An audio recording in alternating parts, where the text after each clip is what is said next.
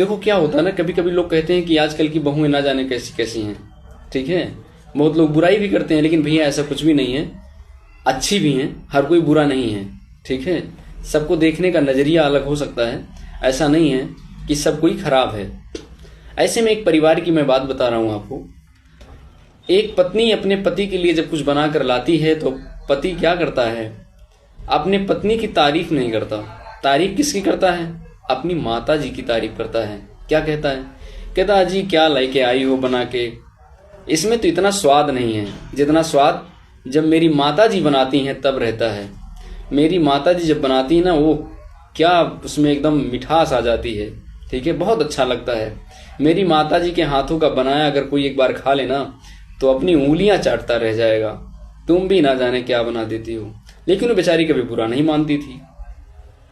अगर वो कभी कभी क्या करती थी, अगर मान लो मार्केट से एक परफ्यूम लेके आई और परफ्यूम लगा लेती थी तो सोचती थी ये परफ्यूम बड़ा अच्छा है। और अगर कहीं अचानक पतिदेव आ गए तो कहते थे ओह क्या परफ्यूम लगाई हो, कितना इसमें बदबू आ रही है। जो तुम्हारी परफ्यूम है ना, इससे कई गुना महक, ठीक है, मेरे माता जी के आंचल में आता है। एक बार जब उनके आंचल में मैं अपना सर रखता हूं ना तो बड़ा सुगंध मुझे आता है उनके आंचल से, बड़ी खुशबू आती है। और कभी कभी तो ऐसा लगता है कि उस खुशबू भरे आंचल में मैं सो जाता हूं, मुझे बड़ी गहरी नींद भी आती है। मेरी माँ का ऐसा आंचल है। तुम्हारा परफ्यूम उतना क्या महकेगा जितना मेरी माँ का आंचल महकता है। बड़ी तारीफ करता था अपनी माता जी की। लेकिन पत्नी कभी बुरा नहीं मानती थी। और माता जी क्या करती थी? माता जी हमेशा कहती थी अपने बेटे से कि लल्ला तू ये क्या कर रहा है, तू बहुत गलत कर रहा है। वो तो मेरी बहू है जो पूरा लक्ष्मी की जैसी है, नहीं तो ना जाने क्या करती तेरे साथ। अगर कहीं कोई ऐसी बहू आ जाती कि हमेशा गुस्सा पड़ने वाली होती तो तेरे से हमेशा झगड़ा होता रहता। ना जाने तू हमेशा बहू को चिढ़ाता रहता है, जब देखो तब बहू को तू चिढ़ाता रहता है। लेकिन एक वो बेचारी है कि कभी गलत नहीं मानती। मैं कितनी भाग्यशाली हूं कि मेरी अवस्था इतनी नाजुक है, मैं इतनी बीमार रहती हूं, लेकिन हमेशा मेरी देखभाल करती है। और फिर भी तू उसे चिढ़ाया करता है, लेकिन वो कभी बुरा नहीं मानती। ऐसे पति पत्नी का चलता रहता है, माता जी का सबका प्रेम ऐसे चलता रहता है, एक दूसरे को चिढ़ाते हंसते मुस्कुराते जिंदगी बीत रही है। एक दिन ऐसा होता है कि माता जी एक्सपायर हो जाती हैं। जब पतिदेव आते हैं और आकर के ऑफिस से बैठे रहते हैं, उदास रहते हैं। ऐसे कई दिन चलता रहा। पत्नी पानी लेके देती थी, पानी पीते थे, चाय पीते थे, लेकिन उदासी चेहरे से नहीं जाती थी, क्योंकि अपनी माता जी से बहुत प्रेम करते थे। और माता जी की जाने के बाद उनका दिल टूट सा गया था। एक दिन पत्नी ने पूछ लिया कि आप वास्तव में जब से माता जी एक्सपायर हुई हैं तब से आप एकदम बेचैन से रहते हो। दुख तो सभी को है, पूरे परिवार को है, लेकिन अगर आप ऐसे रहोगे तो पूरा परिवार बर्बाद हो जाएगा, आपका स्वास्थ्य खराब हो जाएगा, घर कैसे चलेगा, अपने आप को संभालो। पत्नी बार बार समझाती है, लेकिन माता जी के जाने का गम उनके दिल से नहीं निकल रहा है। देखो सभी के लिए होता है कि माता पिता बार बार नहीं मिलते, ठीक है।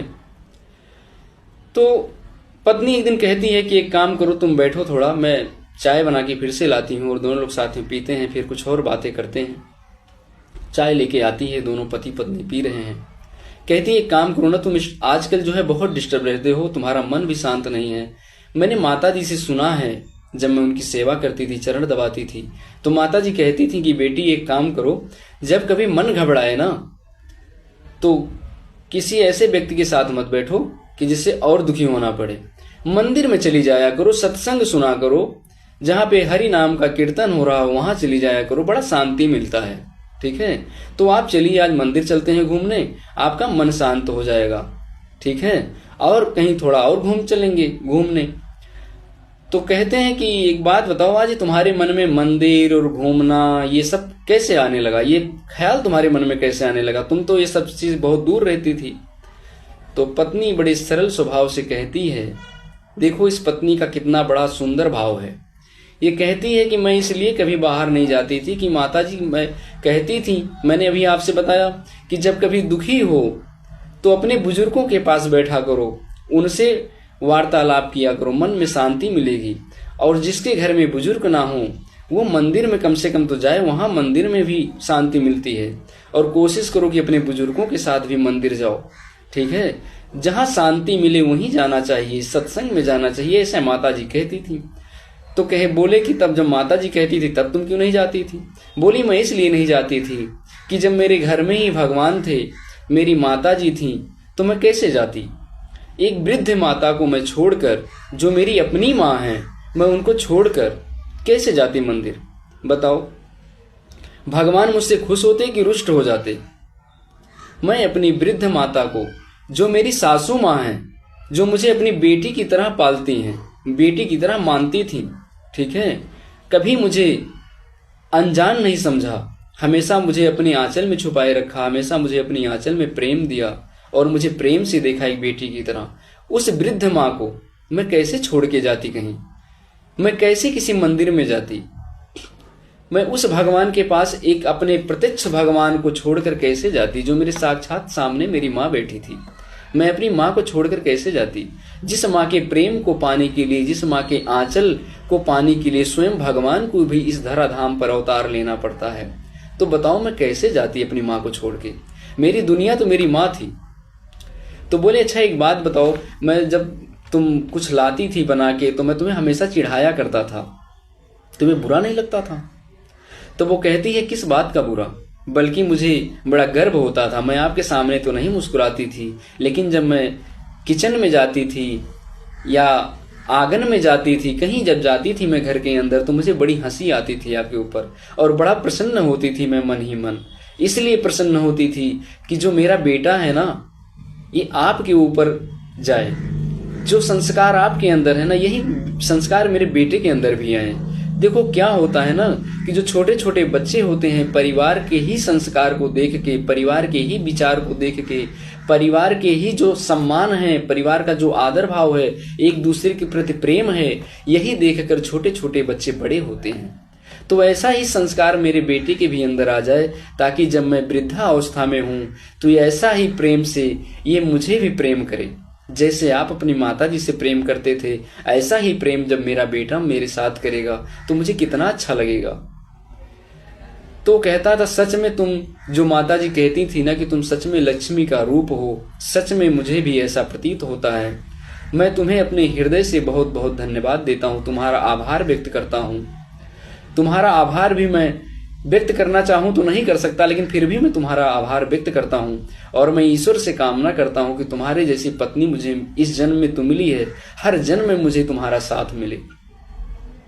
तो कहती है मैं भी यही चाहती हूं कि आप भी मेरा साथ कभी ना छोड़ें, और कभी किसी भी जन्म में जब मेरा जन्म हो तो आप मेरे साथ हो, मैं भी आपको छोड़ना नहीं चाहती। ऐसे पति पत्नी का भाव और माता जी का भाव हर परिवार में होना चाहिए, तभी परिवार चलता है।